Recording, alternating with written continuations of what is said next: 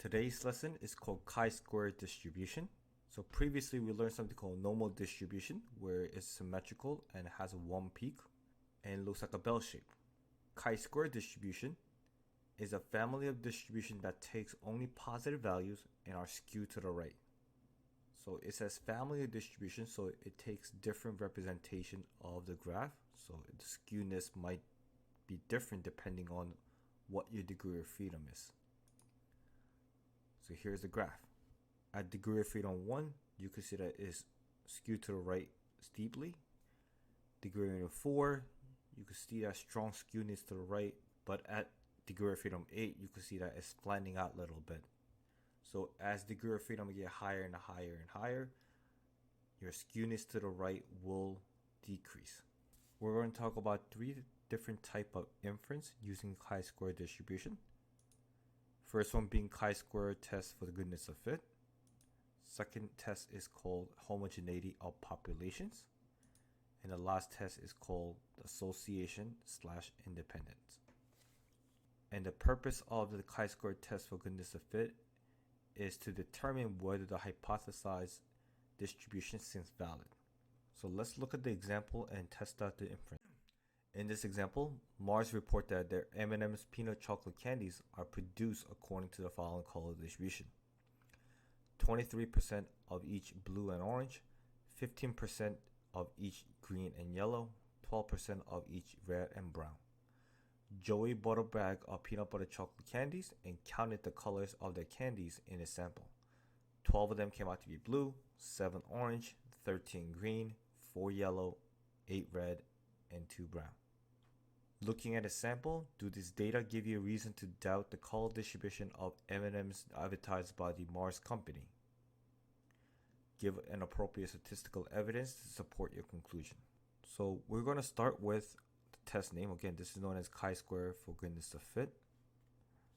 So chi-square for goodness of fit.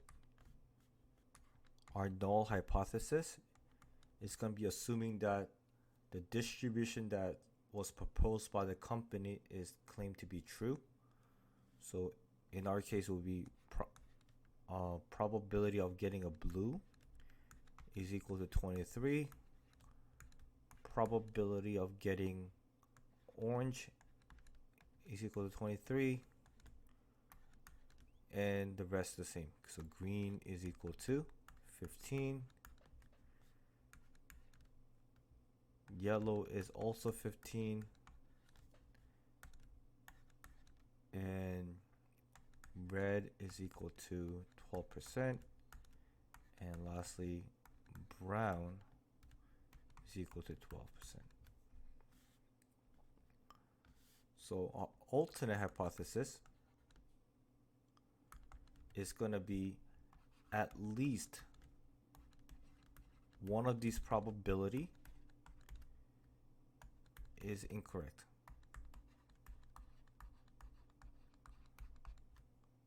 So now we got our alternate and null hypothesis.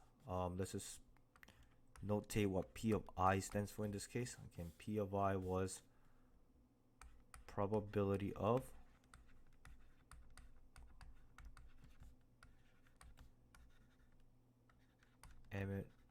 M&M's color.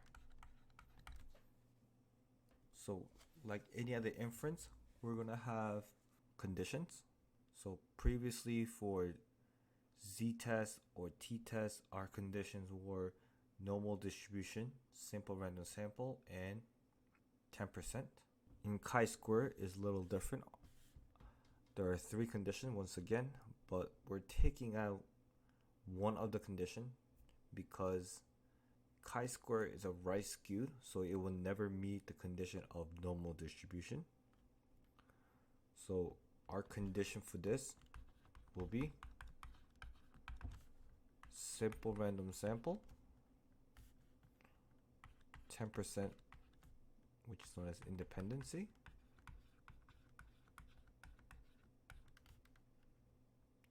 and the last one is something called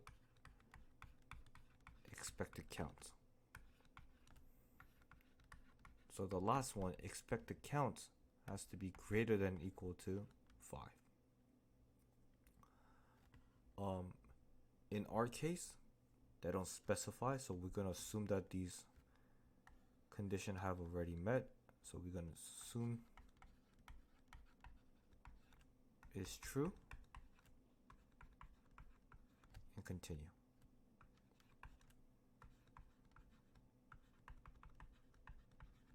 So now let's talk about the mechanic part of the significant test. Mechanic is where you calculate the p-value for normal distributions such as z and t distribution. This is where we calculate the z-score and look for a probability. But chi-square is a right skew, so we're going to use chi-square distribution. So let's talk about how to calculate chi-square statistical value. So chi-square is equal to summation of observed minus expected square over expected value.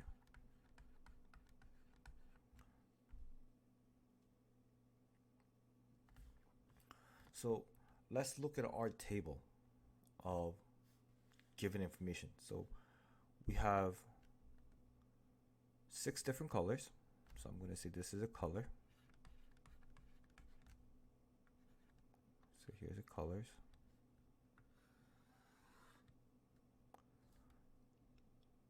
We had blue,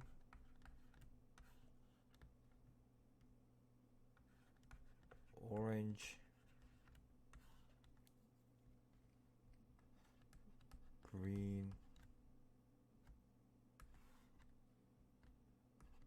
yellow, and red and brown.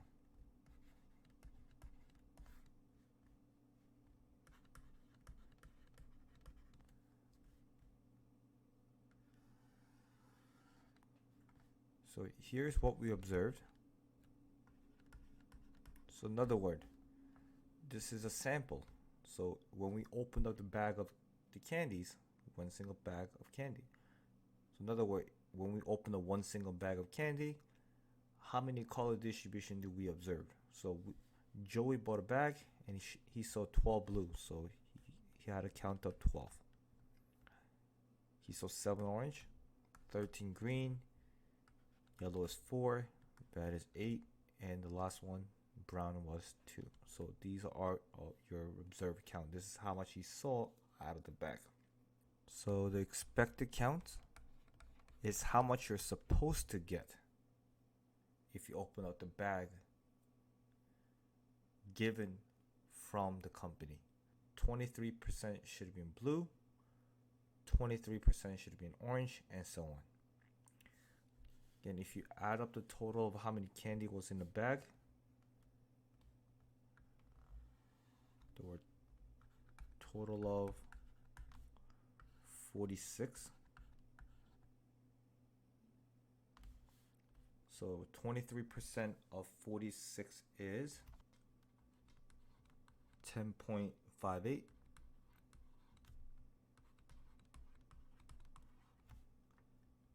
And 15% of 46 is 6.9. And 12% of 46 is 5.52.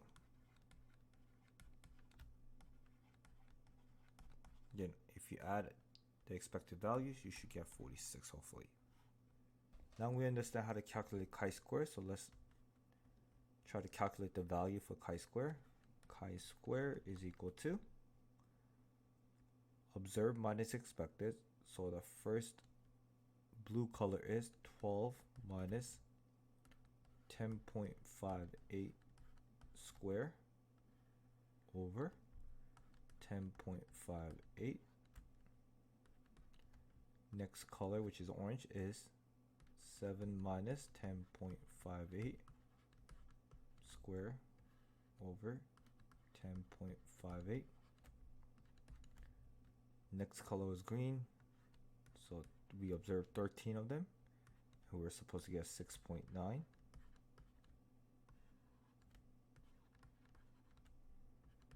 And we'll continue this for all of the colors. So yellow is 4.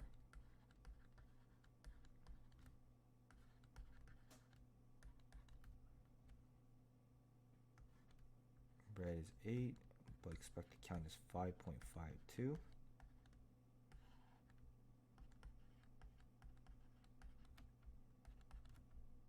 And the last one, the brown is 2 count, and expected count is still 5.52.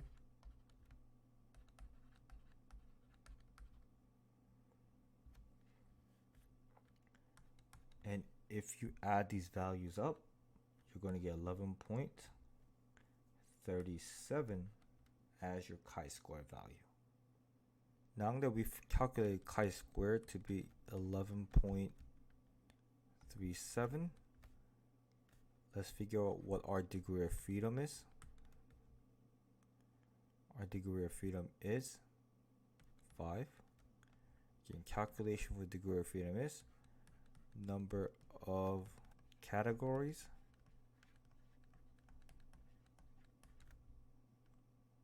minus 1. So in our case, we had 6 categories, in other words, 6 colors minus 1. Now to calculate the p-value that corresponds to the chi-square statistic value of 11.37 with a degree of freedom of 5, we will have to go back and look at the table. So if you look at the chi-square distribution table, you can see the probability is to the right of the chi-square. So you always calculate the probability of greater than the chi-square value. But let's look at what we were focusing on, which is the degree of freedom of 5 and the value of 11.37. And so here's the degree of freedom of 5.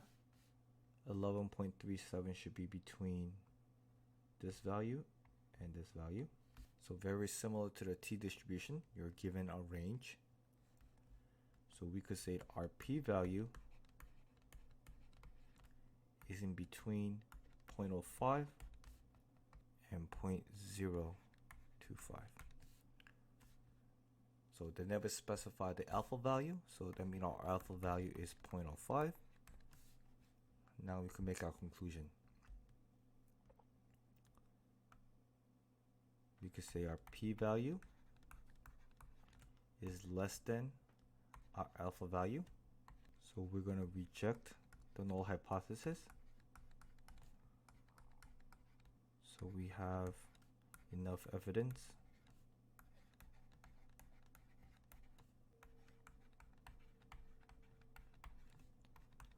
that at least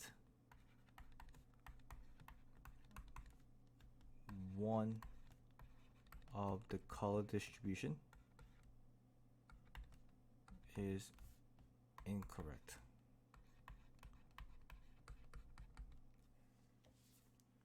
And here's your chi-square test for goodness of fit.